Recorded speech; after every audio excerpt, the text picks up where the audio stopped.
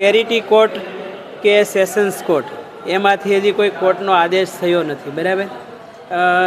થયો હોય તો મારા હાથમાં હજી કોપી આવી નથી, અને જો કોર્ટે એના તરફેણમાં ચુકાદો આપ્યો હોય તો હું સહર્ષ સ્વીકાર કરીશ, અને ન આપ્યો હોય તો એની પહેલાં આવી રીતે બાઉન્સરો લઈને ટોળાઓને લઈને કબજો લેવો અમારી ગેરહાજરીમાં, એ તો કાનૂનના પણ વિરોધમાં છે અને ધર્મના પણ વિરોધમાં છે.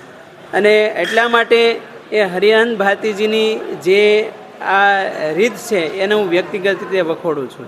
અગાઉ પણ વિવાદ સામે આવ્યો હતો અને ફરી એકવાર આ વિવાદ સામે આવ્યો તો શું આ એ જ મામલો છે જે અગાઉ હતો?